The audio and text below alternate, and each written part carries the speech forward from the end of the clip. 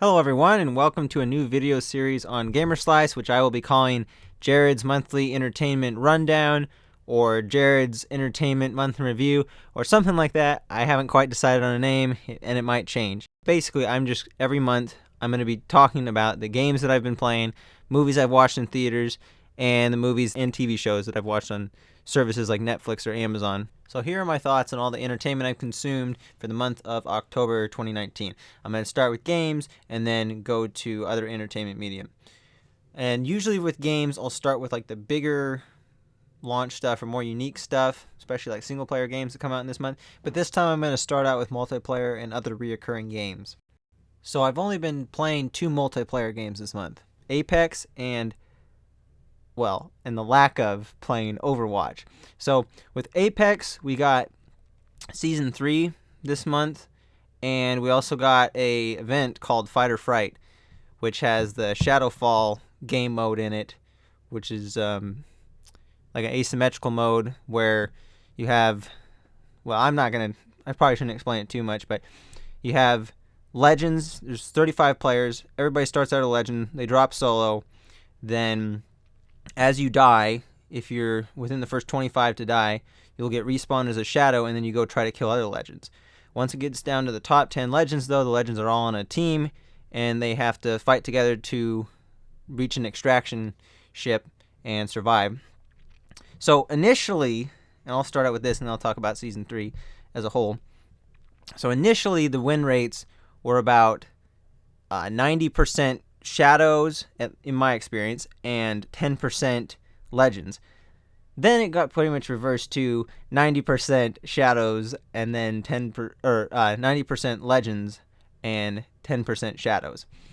So the mode is not really balanced because once the dropship lands, there's a ring outside, and as long as you step foot in the ring, you don't have to defend it for any amount of time. Just the moment you step in that ring, you instantly get transported up to the ship, which doesn't hover too high above the ground, but it's, maybe a few meters. And at that point, you can't be touched by the shadows. And if even one legend makes it up there, the shadows lose and the legends win.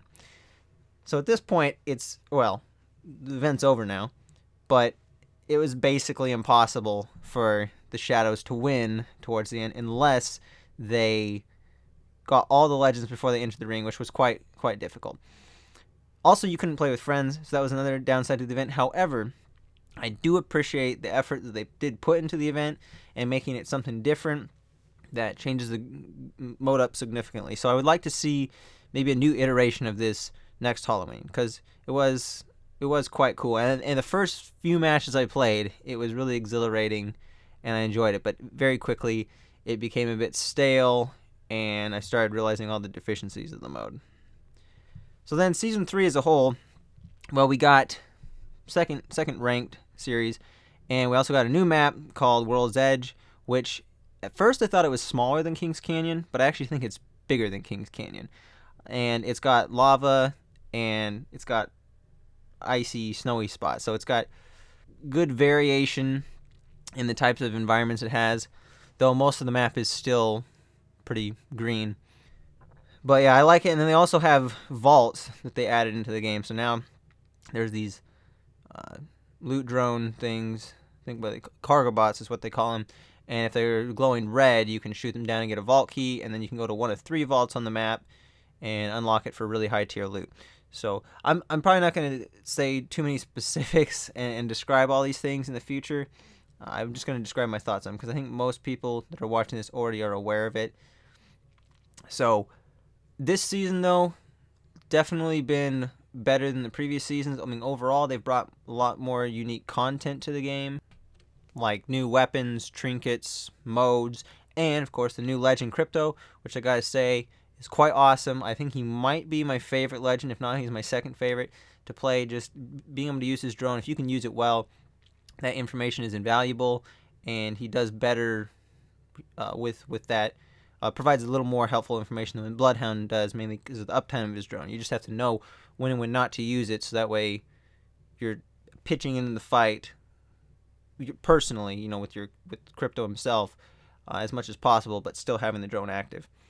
and his EMP ability can be a playmaking ability. So really awesome. Glad they're adding a new hero, and hopefully we still get them at about the same rate that we have been. Now, normally I would say that I've been playing a bunch of Overwatch, but this month I played Overwatch a little bit at the very beginning of the month, and then the whole Blizzard controversy, Activision Blizzard, where they, removed that guy's prize money from the Hearthstone tournament for, supporting the Free Hong Kong movement. And at that point I was like, well, you know what? Maybe Blizzard did, in the contract, it did say the guy wasn't able to make any kind of statement about anything political or just any kind of like public stance on any issue. But at the same time, some of their statements made it seem like they were actively discouraging people from supporting the movement. So in the end, like a lot of other people, I think I ended up boycotting Overwatch for the rest of the month, even though I did intend to come back and play it. And I might come back to this next month though. But I know Blizzard has apologized for it, but it sounded like, I think I saw something that said maybe the apology wasn't it wasn't adequate. So we'll see. But I'll probably eventually play Overwatch at some point, I'm sure. Also, Overwatch 2 got announced at BlizzCon, so I'm just going to, I haven't played it, so normally I wouldn't talk about it, but I just wanted to say something about Overwatch. And so Overwatch 2, basically just there's new like single player and co-op type stuff, and the multiplayer is going to be the same. But there is a UI overhaul, which my first reaction to it was that it looked like a mobile game, more or less, though it did grow on me as I watched some of the footage. But one of the things that's coming even to normal Overwatch, like original Overwatch, is going to be like all the PvP stuff, all the stuff like that we know Overwatch, we know to be what Overwatch is now, is coming to both Overwatch and Overwatch 2. And one of those is a new game mode called Push, a core game mode, and it's basically like a mirrored escort map, essentially, where both teams can push it, and it's like a tug of war. So that's a pretty cool mode. I'm kind of excited for it. It seems like it's like got the balance that Control has, but only with an escort type mode. And that way you simultaneously see which teams are better at switching back and forth between attacking and defending. So I think it adds a new dynamic that all the other game modes seem to lack at the moment, which is pretty cool. So there's that, and then of course they got some like co-op stuff that's going to be coming in Overwatch 2.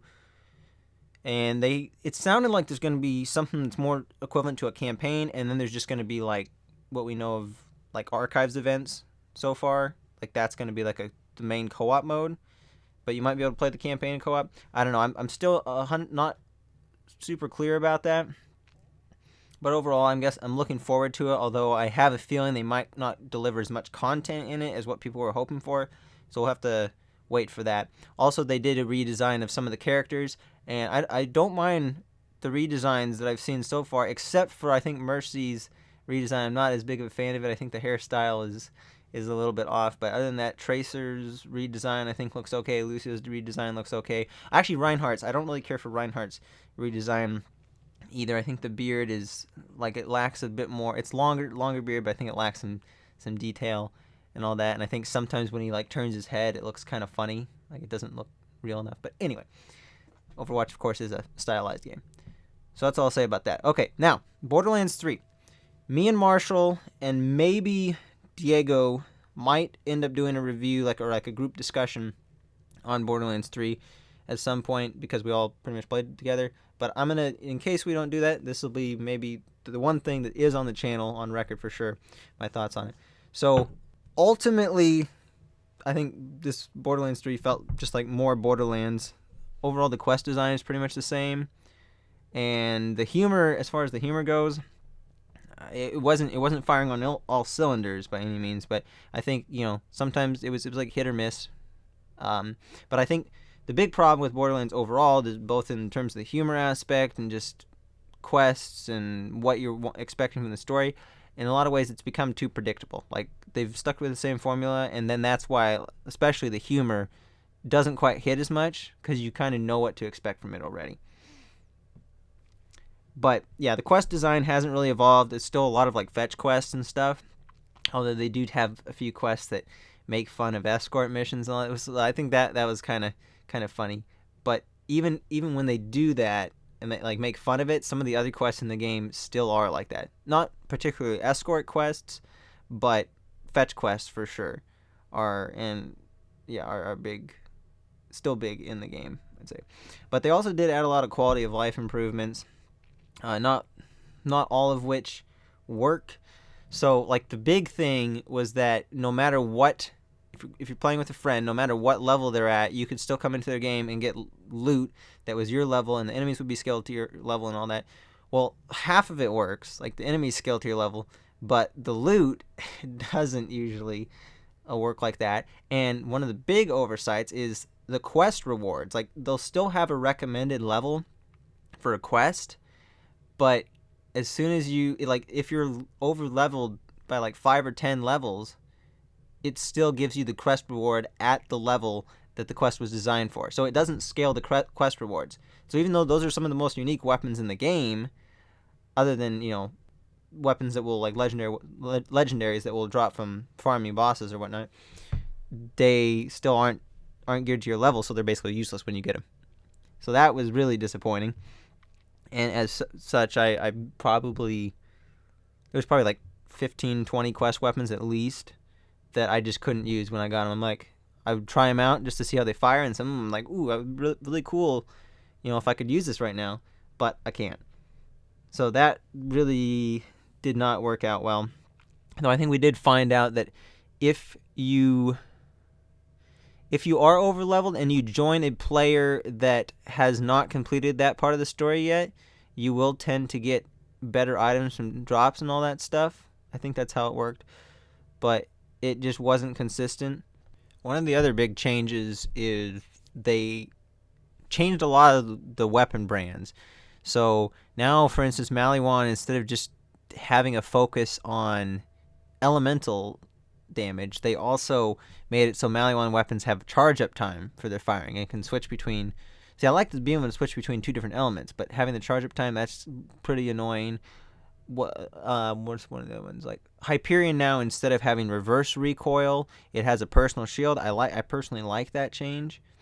Torg weapons now, like the assault rifles, for instance, no longer shoot rockets or whatnot, but they're all semi-auto, and they have two fire modes. One fire mode is an impact damage mode, and the other one which is sticky, and the stickies don't explode until you either switch weapons or reload the weapon. But overall, like, they're kind of fun to use, to like stick a bunch of projectiles to them and then watch them all detonate at once. But I found pretty much every single Torg weapon I used was ineffective at whatever level I got it at. So virtually any other assault rifle would have been better, or just probably weapon in general, really. Also, rocket launchers are cool to use now, though, too, because there's Atlas, which have like the homing projectile things, which are kind of fun. And then there's a lot of them, especially the Cult of the Vault ones. Actually, it might just be Children of the Vault, is what it is, the COV ones, that are actually grenade launchers. So those were quite fun to use, because before I didn't like rocket launchers, but yeah. So if you hadn't played it yet and you're used to how the weapons behave in some of the other Borderlands games, you might not like some of the changes, but I think you'll probably get used to them, because early on I didn't like most of the changes, but I think I'm okay with it in the end. Also, while I'm saying negative things about the game, though, before I get off that completely, there are a lot of performance issues in the game. Performance issues and bugs. So one of the biggest performance issues is when you're opening up your skill menu or whatever to switch what abilities you have, especially with like the operative, since you can equip two at once. That whenever you go into that menu, I found that 80 to 90% of the time, it would take about 5 to 10 seconds, I think sometimes maybe even almost 15 seconds, to load. It would just like kind of stutter and stop there. So if you're thinking about switching stuff out in combat, good luck with that. And I should note that we're all playing it on PS4 as well. So that's where I experienced the problems, but I'm sure that's the case amongst, with all the other platforms as well.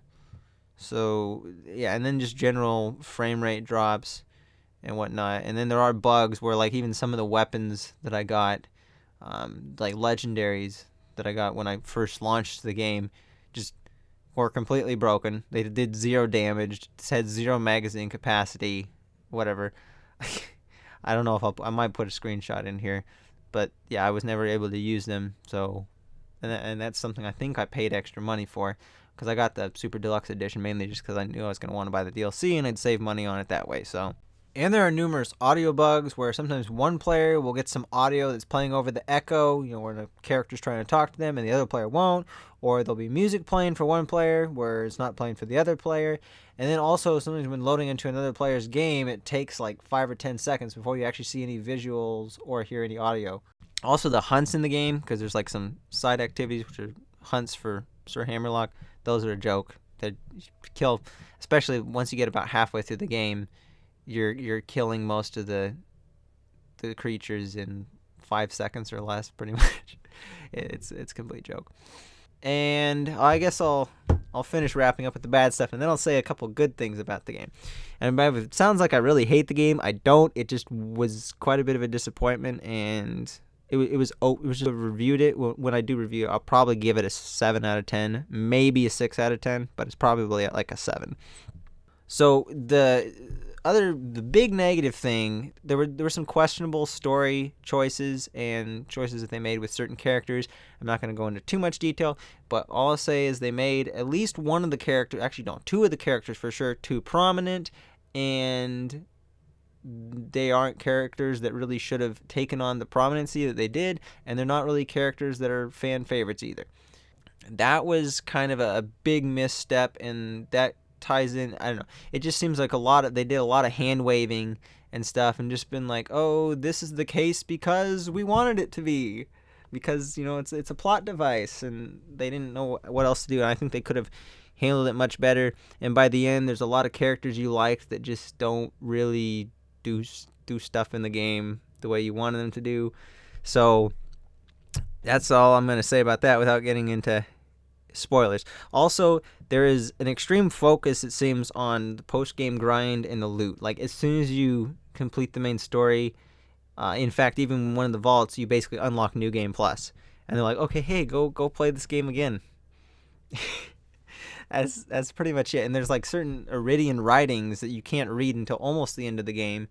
And then there's some other things related to the Iridian writings that are kind of like arena areas. There's not too many of them in the game, but you can't unlock those until you finish the game as well. I really did not want to go play it again, so like maybe I'll return to it and do all that stuff in a year from now or 2 years from now, whenever I feel like replaying it. But I'm just gonna say honestly at this point, if next Borderlands that comes out, I may not get it. In fact, I probably won't get it. They'd have to show me that they've really, basically, because they've really embraced some of the newer elements of looter shooters. So if they go back to their roots and just, give you like lots of cool guns and stuff, but just kind of design it for one playthrough, and like you can still replay it if you want, but not like locking content behind replaying it, because you also get one, like, they're not badass tokens anymore, but they're called guardian ranks, and you finish the game and you only get one of them at the end. You get one guardian rank, and for like 1% gun damage or something like that. It's ridiculous. It is utterly ridiculous how much they focus on putting that at the end of the game. So unless they do that and they change the quest design around, then I don't think I'll be picking up Borderlands 4. There are a couple good things that I'm going to mention. There's definitely more, but you'll have to wait till and if we do a group discussion of this to hear it out. But the 2 things I'll mention here is that money is actually useful this time. Instead of just using it to buy ammo and any kind of like item of the days from vending machines that you normally would, you actually now use that to buy backpack SDUs. And the Iridium is used to buy cosmetics and unique weapons from Earl. So that's a welcome change, although I did find myself caring about dying a lot more in that case, because every time I died, it's reset progress to me expanding my backpack storage capacity, which, I focus on that in the vault. But anyway, and then there's a new character in the game called Typhon de Leon, and there's audio logs, like collectibles throughout the game, but these audio logs are actually quite interesting, and he actually plays a role in the main story towards the end of the game. So I think, to be honest, especially as far as characters go, he's probably like the best thing about the game. Let's see, as far as like the villains go, the villains, the Calypso twins are kind of interesting, but they kind of overplay the whole streamer aspect thing of it, and then towards the end, they kind of just forget about it. Like, as the Calypso twins are getting further to their goal and getting more powerful, they almost completely abandon this live streamer aspect of them, and they kind of just make them generic bad guys that want the power of the vault. So that's the deal with Borderlands 3. Another game I played this month was Darksiders 3. Now, I have not played Darksiders 2. I have played Darksiders 1, though, and I really love Darksiders 1. It's great. I just never got around to playing Darksiders 2, and I figured maybe I'd play Darksiders 2 first before this, but then Marshall was already playing Darksiders 3, and we're thinking about also doing some sort of a video on that, though he hasn't quite finished it yet. So we'll see if we do it on that, but I'll probably actually be replaying Darksiders, or not replaying, but playing for the first time Darksiders 2 in November. So Darksiders 3, it took me about 28 hours to beat, and I tried to get everything done on it. It's basically a completionist run, although I'm still a few things away, but I'll do that later. But it was really refreshing to finally play another Metroidvania game, because there's not many of those out there, and I actually quite like Metroidvanias. It depends on how the pacing is.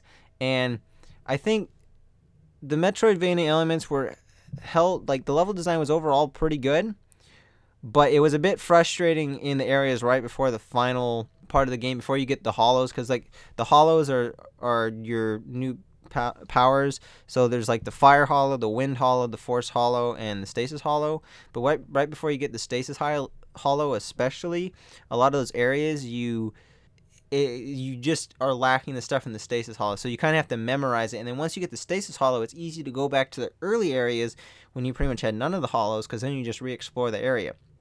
But then with the stasis hollow, or when you get to the later areas, you've already opened up a lot of those areas, unless you intentionally avoided them because you knew you were going to clean everything up at the end. But then you're just backtracking in a lot of areas without discovering any new stuff. So going back to the earlier sections wasn't a problem, but just the later sections in the game was a little bit annoying. So the pacing could have been done a bit better there.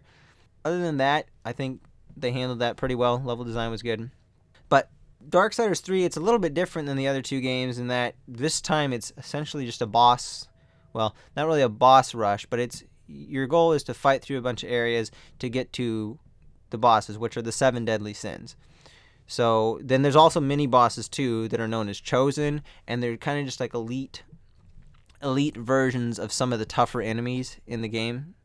So those are actually quite a bit of a challenge too, and kind of cool.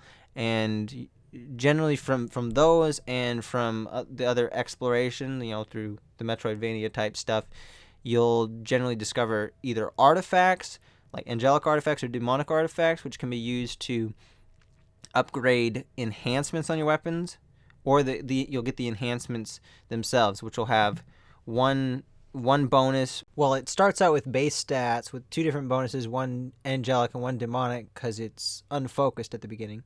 And then once you upgrade the enhancements, either down up the angelic tree or the demonic tree, you'll boost one of them until you get it to the max level, which is like the 5th upgrade, which then unlocks the max versions of both the angelic and demonic tree, and then you upgrade it to balanced again. So in total, you're still going to need, I think, 24 or 20? I think it's 20 of each relic or artifact. But those, I think they handled the upgrades on the weapons and the enhancements. That's done very well. And also, I want to mention one of the cool areas in the game was right after you get the Force Hollow. There's an underwater section, which is quite cool. And with the Force Hollow, it just allows you to, there's certain areas that you have to get to that put you into this like gravity ball. But most of the other time, just when you're wandering around the world and you activate the Force Hollow, it keeps you stuck to the ground. So anyway, with the water, it allows you to walk on the bottom of the ocean. Well, it's not an ocean, but it allows you to walk on the bottom, whereas if you have any other hollows equipped, you're just swimming around. But that was quite a pretty area too, and it just kind of changed up the way you traverse the environment. So that was something I liked.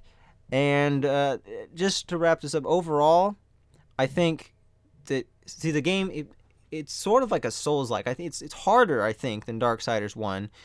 I did play on the hard difficulty, but it really seems to double down on what makes the Dark Souls games beloved by players, at least to my knowledge. That's what it seems to be doing, which did make the earlier stages kind of tough, but especially since I was going after all the upgrades and everything, towards the end, I didn't really... the game became much easier. So if there's one criticism I'd have of it, is that maybe they should have made the difficulty a little more consistent throughout the game. So, but I don't know if that's... Since the average player is not going to go after all the upgrades, I don't know. I think just the way I play it is what makes it that way. Not just that it's naturally going to get easier. Although it probably does naturally get a little bit easier, but not that much. And then also there is a choice near the end that does seem to affect the story. Now, how much it affects the story, I don't know, but there is this choice, which I did not expect. But there is one thing I do need to say about the ending, and it's sort of a spoiler. So if you consider, I mean, it's not really too much of a spoiler. So the game ends on a cliffhanger, which I didn't actually mind too much. But there is going to be another game, and the next one will probably feature Strife, or it will feature Strife. So I hope it comes out, but we'll see if we actually get another game. Also, I should say a little bit about Fury as a character. Overall, I think she does have some character progression, which I didn't exactly expect. But early on, she's a little bit unlikable, I think. Could be, but she's kind of one note. She's always a bit angry, like, oh, just a bit cocky. Like, oh, I can handle it, and then it's just tell me what to do, and then she's like, oh, you dare get in my way, and then I will kill you, type of thing. She's always kind of angry, Fury, she lives up to her namesake, but over time she kind of opens her eyes and actually sees that there is more nuance to the world, and she realizes some of her flaws, which I think made for some pretty good unexpected character progression. Overall, Darksiders 3 is pretty good. I definitely liked it, though I still like the original Darksiders a bit better. And Gunfire Games, the developers, they did a pretty good job considering they're a small, unknown studio, but I do think it did show that it wasn't the original studio. So the next game I played, and I'm currently playing, I've been playing the whole game on stream, is The Outer Worlds. So The Outer Worlds is the newest game by Obsidian, which they're the guys that developed Fallout New Vegas, Pillars of Eternity, and also the game that came out a few years ago called Tyranny. But yeah, they're masters of RPGs. Anyway, The Outer Worlds, the way I like to describe it to people who have played quite a few games but haven't looked too much into The Outer Worlds, it's like Fallout and Mass Effect had a baby together. So it's more like Mass Effect in terms of how the companion system works, and the fact that you it's not just one big open world. You travel around to different planets, so it's kind of a semi-open world game with very large hub areas, I guess you could say, or there'll usually be some sort of like a city hub area, but then you go out and there's a large sprawling landscape around it. And then it's more like Fallout in terms of some of the... Well, and also the fact that it's more based in the future. That's another thing. It's kind of makes it more like Mass Effect. But it's more like Fallout in terms of the fact that there's like raiders and there's a bunch of some other creatures, that just how the exploration works and how inventory management works, and the fact that it's from a first-person perspective, all that kind of makes it more like Fallout. Plus, the dialogue system functions more like Fallout, and so does all the skill, the way your attributes and the skill point distribution. It's more like Fallout. Most of the core components of the game, though, are done extremely well. The role-playing is excellent, and especially when it comes to dialogue, the dialogue, especially for the first probably dozen hours of the game, is really well paced. Just when, like, even I commented on one of the dialogue interactions on stream, where just as it seemed like what should have been a real basic dialogue with an NPC was dragging on too long, the conversation ended right there, and it just seemed real. It has changed a little bit later on in the game, but early on especially, the dialogue was just the right length. It seemed realistic. There was tons of different options you had to complete different quests, or especially when it comes to the main quest, you can talk it out, or you could side with different factions.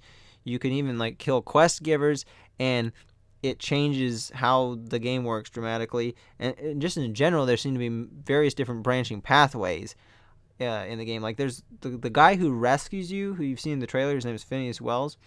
You can basically from the very beginning decide whether you want to side with him and help him out because he helped you out, or you can go the complete opposite way and turn him in, or try to turn him in because he's a wanted man. So that can dramatically change at least the way the game turns out, it seems. And it's not just like, one choice or a binary choice at the end. It will change how you play throughout pretty much the entire game from the very beginning.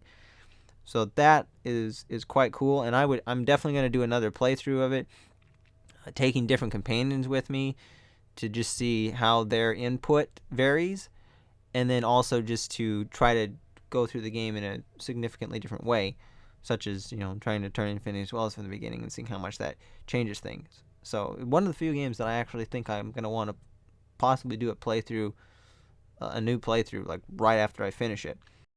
One of the other things the game does really well is just the whole world building aspect, and how it's the corporations basically control everything. People are the slaves to the corporation, and then there's some people that are waking up and trying to break free of that.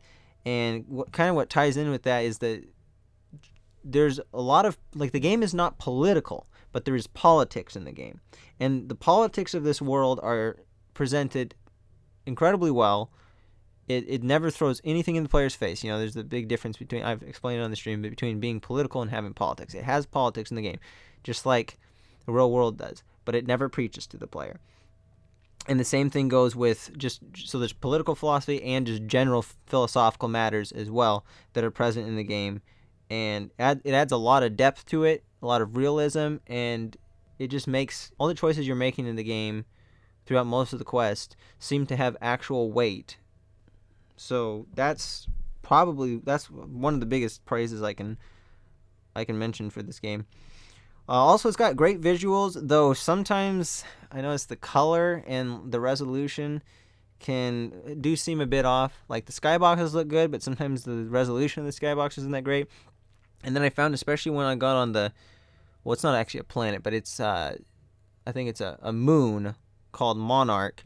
It's basically one of the planets you get to, I think, probably 50% of the game, maybe a little bit further than that.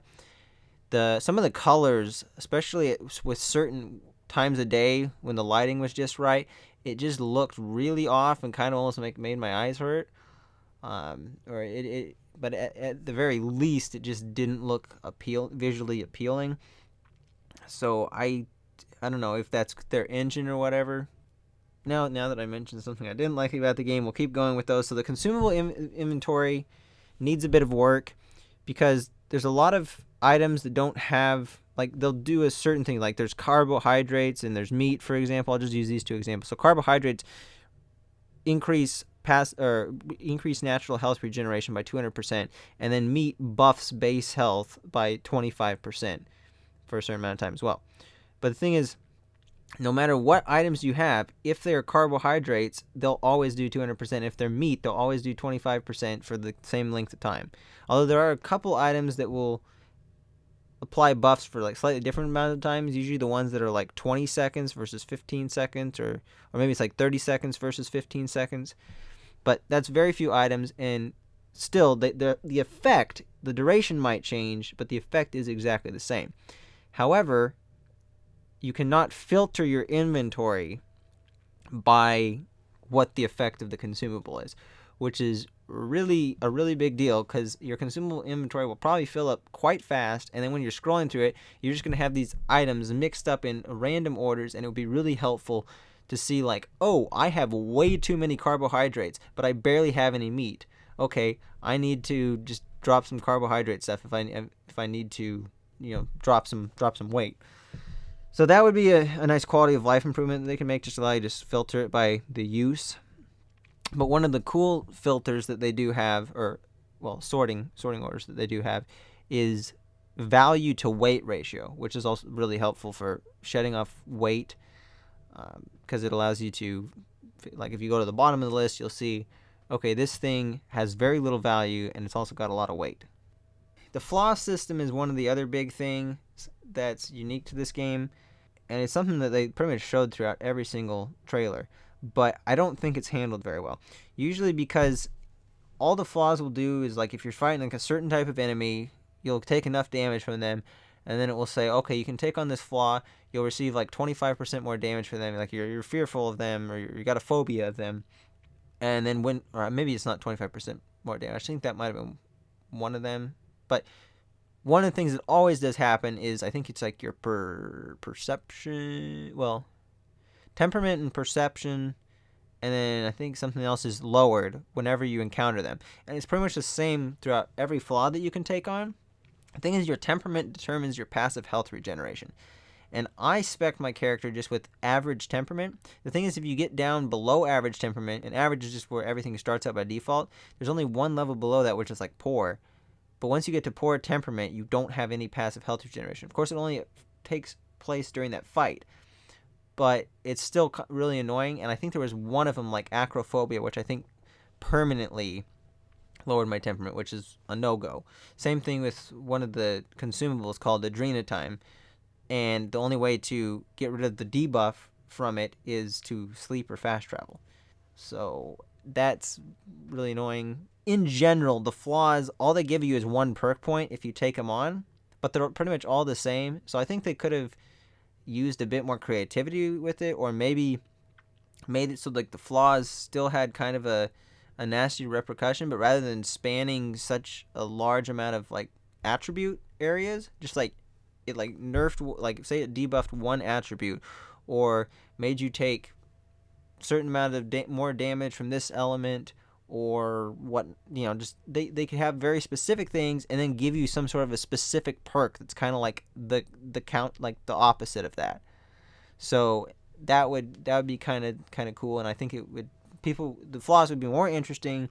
I think it would make you more likely to want to take some on, because I didn't take some on until more recently, and even then I'm only really doing it for the trophy, because 1 perk point, I mean, most of the time what you're going to lose from the debuffs to like certain skills during those fights is not worth the perks, because like some of the perks, like if you just naturally leveling up, you're going to get the perks you want most, and the other perks are not even that great. And then that brings me to combat. There is more combat in the game than you might expect, although some of my streams have been me doing a lot of dialogue or reading log entries on computers, but there is quite a bit of combat, and especially if you look at the trophies, or achievements, I'll just say, there's most of them are focused on combat. So there is a lot of combat in the game, and overall the combat works pretty good. You can even evade in combat as well. Some of the guns seem to, like, I don't know, it'd be nice if the combat was a little more visceral, and like the guns seem to have more impact, because as of now, many of them don't. And then also the reload animations are of varying quality for the different guns. Some guns, the reload animation is super basic and super choppy and it looks really fakey, and then others it's a lot more intricate and looks realistic. But I'd say most of them are kind of in the middle somewhere. So it'd be nice if they could have made the reload animations a little more consistent. And then also NPCs, when it comes to stealth, are oblivious. During combat, they're not dumb, but they're not super smart either. They're adequate. But when it comes to like sneaking, like I've literally like sprinted up pretty much within melee distance of some of the NPCs, and their alert meter barely starts going up just a little bit, and they'll be like, "Oh, there's an enemy there. I didn't see them." And then I'll crouch, and then the next second I'm completely hidden, and they have no clue I'm there. It's like, wow, these NPCs are oblivious to like all noise and visual cues, it seems. And that was during daytime too, so the time of day doesn't seem to make too much of a difference. And also one other nitpick that I do want to mention is hacking. If you haven't started the game yet, and you're playing a plane, just don't invest a whole lot in the hacking skill, because hacking has hardly been used at all in the game. I've played it for something like probably 30 to 40 hours so far, and I've only used hacking maybe 5 times in the whole game, maybe not even that much. So it kind of seemed weird because I got all these bypass shunts and all that stuff, but like I said, yeah, hacking it's hardly ever used, and a lot of times there's an option that allows you to bypass stuff, but all that does so that's with your. So I guess still invest in hacking because you can use that, but like the bypass shunts themselves, like being able to hack into a computer to even gain access to it in the first place, that is hardly ever present in the game. But overall, I think the game's pretty good. I mean, initially I was like, wow. I went in with very little expectations. I was like, wow, this game's actually really good. It could even be Game of the Year material. But as I've been playing it a little more, especially by the 4th stream that I played it, I started realizing some of the things that aren't so great about it. Also, one of them, especially in the later streams, I discovered that the game, while it started out a little bit difficult in combat, probably by the time you get halfway through it, it's going to be super easy, even if you are in hard difficulty like I am, or even a harder difficulty, because especially with using companion abilities, it just makes the combat way too easy. So, and you can get perks that will basically allow you to refresh your companion abilities, like every critical hit you get, or like every time you activate another companion's ability, it has like a really high chance, or like 25% chance of resetting the other one. So like I had an engagement where I was able to like switch back and forth between having my different companions use different use their abilities. I think it was actually just one guy. I think Vic or Max was in my party, and I was able to get him to use his ability, I think like 6 times in 30 seconds or less. It just made it super easy, and it was kind of funny. Plus, when your companions use their abilities, it just does a little cinematic thing, so you can see them using it. So you can't actually pitch in anything, though your other companion will still be fighting, but you can't personally like pitch into the fight while that's happening. So that's a little bit annoying. It'd be kind of nice if they had an option like they do in Fallout for being able to turn off like the cinematic kill cams in VATS. So that way you could also kind of turn that off here, so you could still have your companion use their ability, and they'd be invulnerable for that duration, but you could also still damage things at the same time. Because also that would help with figuring out how much damage companion abilities actually do. Because I'm still not quite sure exactly, how powerful each of them are. They do seem to be pretty powerful though. All right. So yeah, more on that later. But I'm not ready to review the game. I don't know if I'll do any kind of review, but I'll probably give a score on the final stream once I finish the game. Though right now it's looking like it's probably either an 8 or 7 or an 8. I think it's still closer to 8, but it could drop to a 7. It could be an 8. I don't think it'll get a 9, but it's definitely a really solid game. And if you haven't played a good role-playing game in a long time, definitely look into the Outer Worlds, because it's really good at what it focuses on, which is role-playing. So those are the games I've been playing this month. And now on to the movies I've watched. So I'm going to start with the biggest movie this month, which was Joker. So I actually watched Joker twice. This is actually the first movie I've watched in theaters more than once. And at first I was a little bit apprehensive to do that. It's like, well, Joker's kind of a dark movie. Do I really want this to be the first movie I watched a second time in theaters? But then in the end, I rewatched it for a couple different reasons. One, I was like, I really liked it the first time. I want to kind of watch it and see, it's like, does it really hold up good a second time?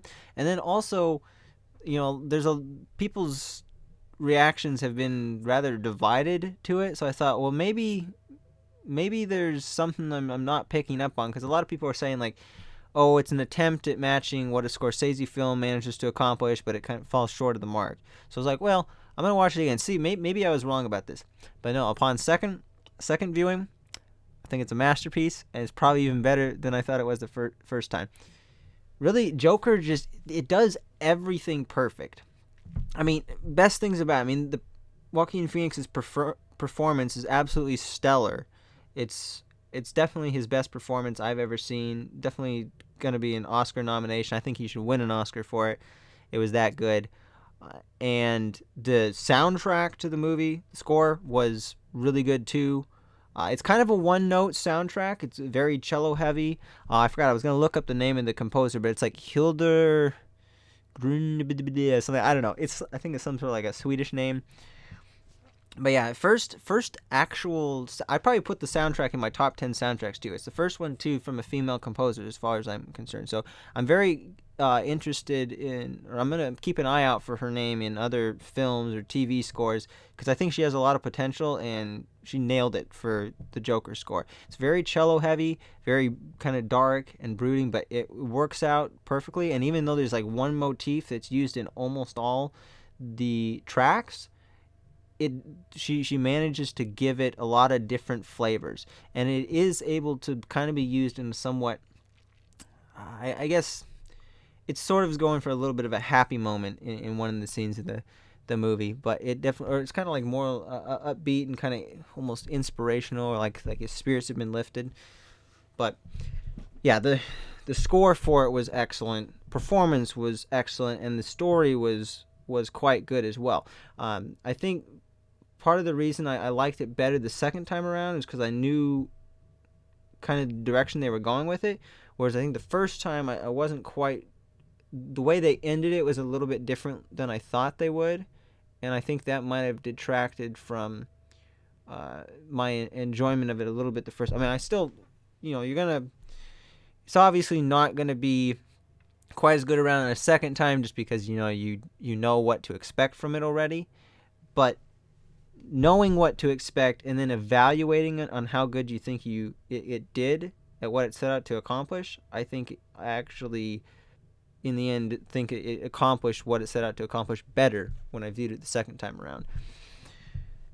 But yeah, everything just works out pretty much.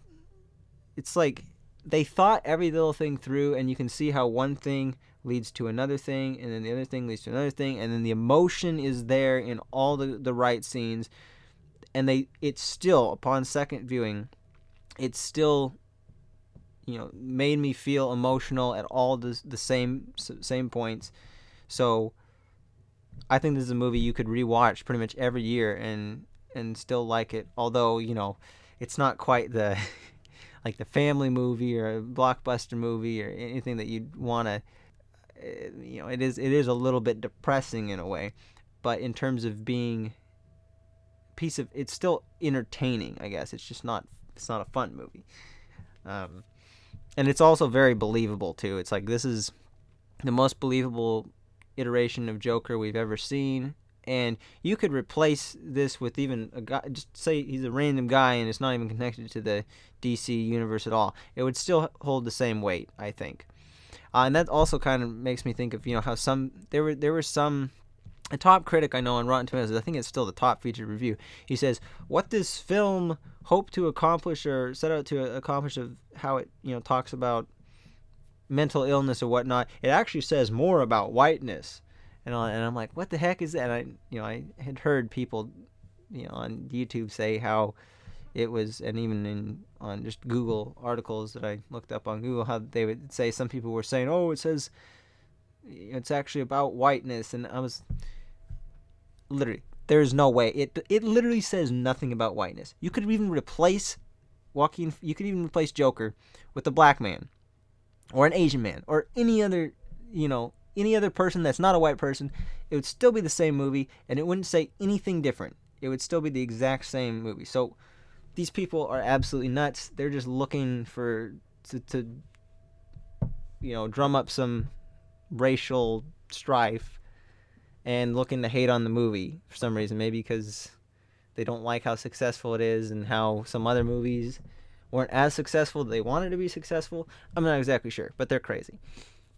There's only two things I think they got wrong with the movie, and one of them is a misshoot. So the misshoot is that during the scene where he's dancing on the steps, there's a shot where he's got a cigarette in his mouth, and then he throws the cigarette away, and then I think it's the very next shot, it goes into a slow-mo and goes a close-up on his face, and the cigarette is back in his mouth, and then it goes to the next shot, and then the cigarette's gone, and then he starts running down the steps again. So that was the only misshoot I saw.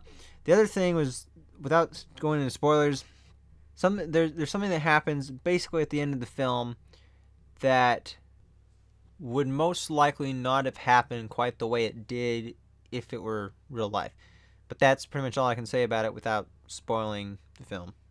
And lastly, the final scene, I think, suggests 3 different ways of looking at the film. One is that everything you saw in the film happened. Second is that everything in the film up to that point was not real and it was all in his head. And the third is that everything you saw up to that point was real, but what happens right after that before the credits roll is not real. But we'll see. I mean, the movie's done amazing at the box office, and there's talks of there actually being a sequel to it, even though they didn't intend for it. But with this kind of money, I bet you they probably will do a sequel, provided Joaquin Phoenix actually wants to do one. My final score for Joker is a 9 out of 10. I think it's an excellent film. You should go see it, though it's not for the little ones, though, because it is quite graphic and quite dark. But as just as a work of art and as a drama, like a mature drama, it's an excellent film, and I think it deserves legendary status. Alright, now I'm going to talk about all the smaller movies, and I'm going to rush through these kind of quick. So the first movie I saw this month was Rambo Last Blood. I didn't actually see many of the trailers, so I didn't know what to expect, although I didn't know there was something going on with Mexico with it. I came in thinking that it probably wouldn't be that good. I ended up actually liking it, although before I watched it and after I watched it, I've said that I think you could end the series with Rambo 4, and that would have been a fine ending for this series. They didn't really need to come back for another one, but I don't think they disgraced the franchise, although some people would beg to differ. But yeah, basically Rambo, he's got this kind of adoptive, or he's like a paternal figure to this girl who he basically sees as his daughter. Anyway, she ends up wanting to reconnect with her birth father, who lives in Mexico. She ends up going there against her grandmother and Rambo's wishes, and she ends up getting sold into a sex trafficking ring run by the local cartel, and Rambo goes across the border to save her. And then, of course, towards the end of the movie is where you get most of the fighting. So, pretty much most of the rest of the movie was, like, the first part was slower, and then probably like 80% of the action is in the last 20 minutes of the film, where the cartel then come across the border and, come to his house, and that's where he's got all these tunnels and stuff that he's built, which he's able to use to defend his place and have the edge on them.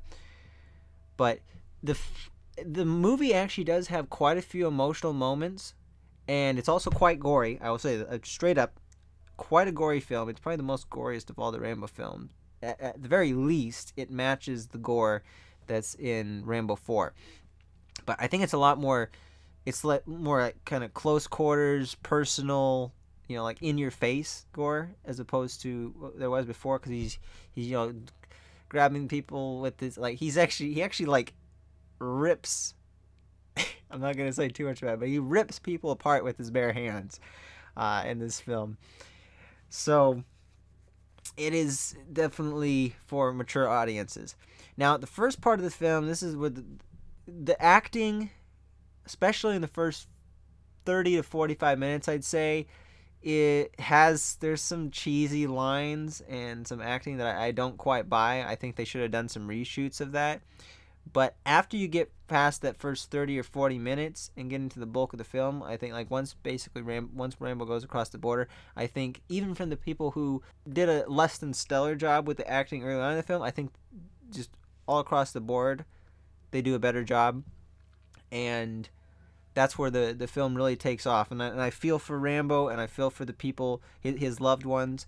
And there are some emotional moments in the film. And I think overall, because it carries that through to the end, and then it's like this pretty satisfying story of revenge.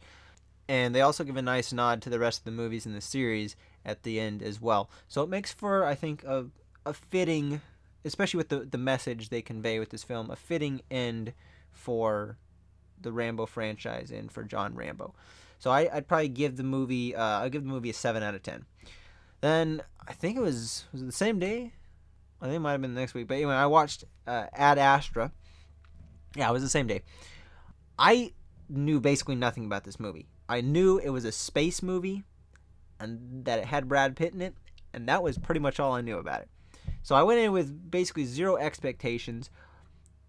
I think the thing the movie does best is it does a really good job at building an interesting world.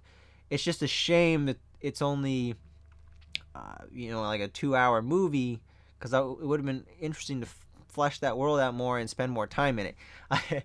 There was also quite kind of a funny scene because at one point they go to the moon and they're traveling from one destination to the other to forward their mission on rovers, and there's actually some moon pirates. And they ambush them, but when one of their vehicles gets shot off, like right before their wheel gets blown off and it kind of flips, there's a AAA sticker on one of the fenders of the moon rover, which just makes it all that much more believable and shows that like they even thought about, these moon rovers, they're going to need some sort of a AAA type service too. So they extended AAA to the moon, and of course the moon is kind of being, it's like a tourist destination now, so they have commercial flights that travel to the moon. They have an airport on the moon and all that stuff. It's quite cool. And then they'll also go to Mars, and then eventually their goal is to get. So let me back up a bit. So the movie, it has Brad Pitt's character going to find. They believe that the space program believes they've made contact with his father, who went on a mission, Lima, I think the Lima project, and went to Neptune. They believe they've actually made contact with him, but this is like, I don't know, like 20 years or so after the mission, and he believed his father to be dead. So they send him on a mission with some other crew to go figure out what his father's doing there, see if they can make contact with him. But he's going to Mars to try to make contact with him. And then from that point, they're going to decide whether they need to, if they're going to rescue him, if they need to kill him because maybe he's the one causing the. Okay, so I need to back up further. So Earth is being bombarded with these, I think, radiation, some sort of like solar, like flares or solar radiation waves, or I don't know. This would be better if I had reviewed the movie right afterward. But anyway, so there's a threat. He sort of has to like save the world in this. So they're not sure if his father's responsible for it, if he's trying to combat it, or what. But all these astronauts very much they have to suppress all their emotions. They have to stay calm, be mission ready at all times, and then they have to have these psychological evaluations that they take. And if the evaluation, if it determines that they are, they are too emotional, or are getting unhinged or getting riled up by these things, then it detects that they didn't pass and they're not mission ready, and they get pulled off the mission. So, and then he has to kind of, as time goes on, he starts to get to the point where he's actually getting too emotional by those standards, but yeah, he still wants to be on this mission. So there's people saying that, it's about toxic masculinity or whatever, but really, and even Brad Pitt himself, I think, said that, but I don't really think it's about toxic masculinity, unless what you mean by toxic masculinity is that men aren't allowed to show emotion of any sort. And if that's the case, then okay, whatever. Yeah, it allows him to, rather than them suppressing emotion, it shows that okay, emotion's still okay. But other than that, it doesn't really. It's more of just a story of a son who, has an opportunity to reunite with his father, and he goes there to reunite with his father, and there's some tension, a little bit of tension between them, and in the end, he just has to decide what his relationship with his father is ultimately going to be like after reconnecting with him after such a long time. And it is a journey that does take him all the way from Earth to Neptune, the orbit of Neptune. So that's the way I think about it. But yeah, it does kind of, I guess the message in the movie is just that it is okay to show emotion. It's important to not let the job, not let other things in your life of little importance get in the way of the things that really are important, such as that family connection. And in the end, he's even able to come back to Earth and reconnect with his current family, of which he has a little bit of issues going on. Things are kind of tense after he's, especially leading up to him leaving on this mission. So overall, though, I thought a lot of people will say the film was boring. I don't really think it was boring, but it is kind of slow moving. Ultimately, though, I wasn't too much of a fan of the way it concluded and the story overall. Mainly just the way it all kind of came together. I felt it was a bit lacking. So I'm kind of middling on it. I used to think I would probably give it a 7 out of 10, but after further reflection on this, I think I'll probably give the movie, it might be a 6 out of 10. I think it's an okay movie, and if you are a sci-fi fan, especially if you like a lot of sci-fi world building and stuff, then definitely check out Ad Astra when you can. So the fourth movie was Gemini Man with Will Smith. Now my friends were like, "Hey Jerry, why do you want to go see this? It looks like it's going to be bad." And I was like, "Oh, what are you talking about? It looks okay." So the action scenes, by the way, I gotta say, the action scenes in Gemini Man are actually quite good. Some of them are a bit over the top, and the one that you see in the trailer with the motorcycle, it's actually a lot, quite a bit longer than what you see in the trailer. Like, it makes it seem like it would just be like a normal action scene, but no, that scene is like 7 or 8 minutes. At least it feels like that, and it gets quite ridiculous. And I actually did laugh a little bit during it because of how ridiculous it got. But the movie, from the very beginning, something looks a little bit off about it, and I wasn't sure if it was just because it was filmed in like real high def and there was no film grain, because I don't think there was any kind of film grain on it. And I thought, well, maybe it's 4K. But it actually was filmed in a higher frame rate, kind of like the Hobbit movies. Now, people said the Hobbit movies looked weird, and when I watched the last of the Hobbit movies, I knew going in it was going to be at a higher frame rate, and I actually thought, I'm like, well, I can kind of see what people mean by it, because they're not accustomed to 48 frames, but I don't think it looks weird. I think it actually looks good. But I got used to it in Gemini Man, but I wasn't sure. I kind of suspected maybe frame rate was it, but then it also looked different about the picture itself, not just the frame rate. But it kind of almost made it seem like a made-for-TV movie in the beginning. But I think you quickly get used to it, and I think it overall looked all right. The de-aging, I think, was done well. Other people disagree, but I think my eye for CGI is not as critical as a lot of other people's. Now, when I see really bad CGI, I'll point it out. But I think the de-aging was done well. He seemed like a believable younger version of Will Smith.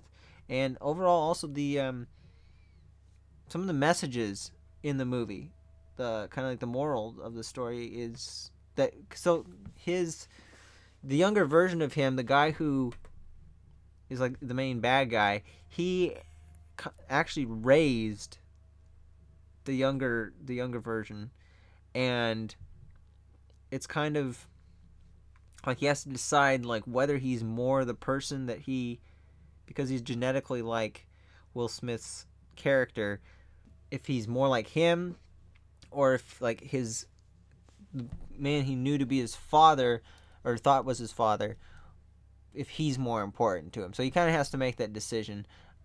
Ultimately, I don't know, I think there was some sort of a good message in there, and talks a little bit about what a father's role is in their son's life. But overall, yeah, action was good. The story was okay, because he's like an assassin or whatever, and then after one mission goes a little bit, or he finds out some contact with him, tells him some stuff about that mission, and then that was like top secret stuff, and then so they want him dead after that. I mean, I don't know. I thought the concept of the movie is good. The execution was done all right.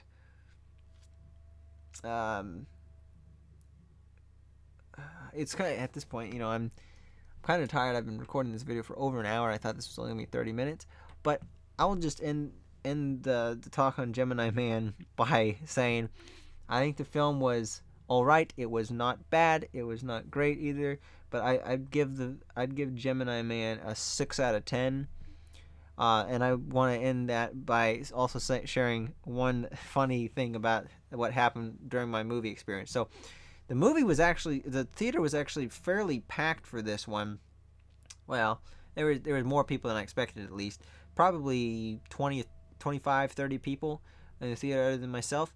There's the final scene, pretty much. Well, not final scene, but it's like they're confronting the main bad guy. And just as they kill the bad guy, it kind of happens. Like, you don't see it coming. And then, boom. And then, like, after knowing they blow him away. And it's like, whoa. Okay, I didn't see that coming. And then somebody in the middle of the theater, just as soon as that happened, they just, yay! They just clapped, and it was like the most random thing. And like, why did they clap at that? Anyway, it was hilarious. Everybody laughed, and it made my night. So that was Gemini Man. And then about a week later, me and Diego watched Zombieland Double Tap. I'll be pretty quick about this one. I watched the original Zombieland. I hadn't seen it. Diego was like, "Oh, fine, we got to watch it." So I watched it over at his house maybe a year ago, and then we watched Double Tap. And I think Double Tap, it holds up to the original. Like, I don't really have. I think maybe the original might still be better, mainly because my criticism with Zombieland, the second one, is there was not quite as much fighting the zombies as I would have hoped for. But the character development was still really good, and it was quite funny, and it was shot well too. Oh, that also reminds me. My other main praise of Joker, the movie was shot incredibly well. There were a lot of like unique and creative shots in the film. So, but yeah, cinematography was great for Joker, and it was actually quite good for Zombieland as well. So they have all the returning characters from the original. It was fun. I think the movie was just about the right length, and they even have this kind of cool scene where there's like other people that they meet who are basically like mirror versions of themselves, and they don't like some of them don't really recognize it at first, but it's that was quite funny. And overall, I think it was a worthy successor, and I think both of them are good, funny movies. Which one you like better would be up to you, but I personally don't really have a preference. I think they were both good. That's it for the theater movies. There are also some movies that I watched at home. So 2 movies that I rewatched this month of October were Lincoln and V for Vendetta. I rewatched Lincoln with my mom, actually. We were going to do a movie night, and I convinced her to watch that. I didn't really get her thoughts too much on the end of it because she was kind of tired. But my friends all say that Lincoln is like one of the boringest films they ever watched, except for Diego. So me and Diego agree on this, but all my other friends pretty much say it's boring.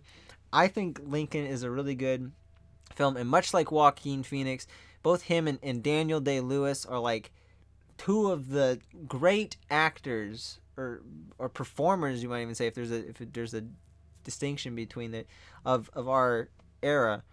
Rather than seeing, oh, there's Joaquin Phoenix, or oh, there's Daniel Day-Lewis, and those, when I watch them play a role, I actually say, oh, there's Joker. Oh, or Arthur Fleck, as he's is called for most of the film, or there's Abraham Lincoln, when Daniel Day-Lewis plays Lincoln. And I also watched Gangs of New York. That was in September. I like that movie too, but Daniel Day-Lewis, I had no idea it was the same guy that played Lincoln, and until I looked at the credits, I'm like, oh my gosh, this is remarkable. I mean, he's clearly a great actor, and I think he brings a stellar performance to the role that he plays of Lincoln. Basically the way I describe. Oh, and also the way I'm gonna go back to Joker real quick because there's another thing I forgot. One of the ways I'd like to describe Joker to people is that it's basically just a series of bad events that Arthur Fleck goes through until it eventually he can't take it anymore, and it kind of drives him over the edge. And it kind of lends credence to what the Joker's line is from the Killing Joke. I think it's the Killing Joke, where he says like, "Oh, all it takes is one bad day to turn somebody crazy like me, or well, he doesn't say like that, but basically to create somebody like the Joker. And it's sort of like that, only over multiple days. Now, the way I like to describe Lincoln is it's a movie about the passage of the 13th Amendment, which bans slavery in the United States, and it presents Lincoln in a light that we haven't really seen before. That kind of shows who he was as a person with all his mannerisms and little stories that he would tell. And I think it really it really does a great job at encapsulating who Lincoln was as a person, as best as we can tell from historical records. And of course, I think it's only somebody like Daniel Day-Lewis that could actually deliver that kind of a performance. The movie does have some comedy in it, though, and it does have some moments where like you feel kind of some pride swell up in you, and you're like, yes, they did it, victory. Especially with some of those moments on the floor of Congress with Tommy Lee Jones's character. I couldn't think of his name for a second. Who was also in Ad Astra. He was the one that played Brad Pitt's father. But yeah, he's also does a tremendous job in Lincoln as well. But it is a kind of a slow movie, and some people find it boring. Although if you are, a history buff, or basically if you're a history buff and you like dramas, I think that Lincoln will be a movie for you. It does dramatize things a little bit, but I think it overall portrays quite an accurate picture of what things were like during the time that the 13th Amendment was going through Congress. So like I said, the other movie I rewatched this month was V for Vendetta, and just before, like, it's, kind of commentary on what things would be like in an authoritarian society, and why people, some people will basically favor security over their personal liberties, and it just kind of shows how one man is able to wake people up to the reality or the predicament that they're in, the reality of their situation, and change things for the better, so that people will regain control over their lives instead of bowing down to an oppressive authoritarian regime. And that is done quite gracefully with humor and lots of moments between characters and just internal struggles that with like flashbacks with just characters on their own. And especially with V's character, there's a lot of theater elements, of old British theater, like William Shakespeare stuff. He very much dramatizes his role. He uses lots of just eloquent language and rhymes and all that. Especially when he talks about the gunpowder plot and Guy Fawkes. But overall, V for Vendetta, it's a great movie with politics as the backdrop, and I think anybody, regardless of whether or not right, left, or center in the United States, can enjoy that movie. And upon rewatching it, I still think it holds up to as good as I thought it was the first time. So I would recommend both Lincoln and V for Vendetta, both of which are on Netflix at the moment. I also watched The Highwaymen in October, which is a Netflix original movie about Bonnie and Clyde, rather the lawmen who took down Bonnie and Clyde, starring Kevin Costner and Woody Harrelson. I definitely liked it. It is significantly slower paced than what the trailers make it out to be, but there is quite a bit of action in it, surprisingly. But overall, it's like a kind of an action adventure story. But they seem to get the time period right. Kevin Costner, I think, delivers an excellent performance in this, and so does Woody Harrelson too. But they both play two very different characters. Where Kevin Costner he's the more serious of the two. He's like down to business. He's like, I'm getting too old for this shit kind of thing. I just want to get this done and then get back to my family. Whereas Woody Harrelson's character, he's kind of he's also too old for it, but he's slower. He's kind of been drinking before. He's got to stay sober basically he's got like back pain and all that stuff, so he's not quite as well suited for the job, but he still wants to help out and do his part and help take down Bonnie and Clyde and stop their mass murder, well, not mass murders, but just their massive murdering spree across the country. But overall, I think the movie, it maintains the historical accuracy quite well, as backed up by some of the pictures that they show at the end of the film. The way they take down Bonnie and Clyde specifically. So I just think it's a really good dramatization of a real world event, which was already quite dramatic, because Bonnie and Clyde, they were like superstars, or like movie stars of that time period, essentially, with how, and some people, were on their side because they were kind of like corrupt Robin Hoods in a way. Definitely would recommend that. Netflix original, so it'll always be on Netflix. Go check it out. And lastly, I watched Sturgill Simpson's Sound and Fury on Netflix. Basically, it's a 42 minute long, I think it's 42 minutes, 42 minute long music video, or series of music videos. Basically what they did, it's some animation, not all, there's at least one of the videos that is, and it's all one long thing. It's not divided into different parts. One of them, it's live action. But anyway, it's animation done to Sturgill, all the songs in Sturgill Simpson's new album. And the main storyline is based on this kind of like samurai chick who's kind of like in the apocalypse or whatever, and ends up taking out a bunch of bad guys and all that, kind of like Mad Max. It's like Mad Max crossed with samurai stuff. But the animation was done for those scenes by the same people who did the animation for Batman Ninja. And in some ways, there actually is some correlation in the storyline, or at least kind of how the battle looks, to Batman Ninja. So I think the animation was done really good. And I like most of the music on the album as well, though some of the scenes are kind of weird. But outside of that main storyline, I didn't really care for too much of the other animation. It just seemed to kind of lack context, and I wasn't really a fan of it. I think what would have been better suited, like knowing that it's a whole album from one group, it should be the way they did it, where it's just all one long thing. But given that the animation was different and there wasn't just one storyline, I think it might have done better as just like a bunch of mini shorts, one for each song, kind of like the way the series Love, Death, and Robots was done. Or if they just extended that story, the main storyline, and had the whole album playing as like the soundtrack to that storyline. Because I think the main storyline was pretty good, but the other ones just weren't really appealing to me. And Marshall also told me his thoughts on it. He wasn't actually that much of a fan of the music either, but he didn't like it.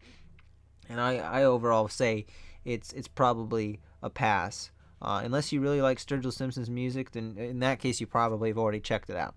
So that's this month's entertainment rundown, or whatever I'm going to call it, for October 2019. I am not good at brief monologues, as you can tell. This is a lot longer than I was hoping it would be. It probably will end up being about an hour by the end of this. But I'm going to try to get subsequent months videos down to about 30 minutes or so. And I might do some more scripting, although partially I think I did have quite a few notes, especially on Borderlands and Darksiders. And I think that, and The Outer Worlds, which I think might have contributed to how long it was, because I got a lot more detailed than I would have if I was just kind of talking about it off the top of my head. So anyway, thank you guys for watching this. This will be my way of informing all you guys all the stuff that I'm playing or watching throughout the month and my thoughts on it. I still hope to do some sort of group reviews, but I probably, except for maybe Cyberpunk 2077, do not expect any solo reviews on the channel. This will kind of take the place of that, as well as group reviews. So thank you guys for watching, and until next time, hope to see you guys in the next video.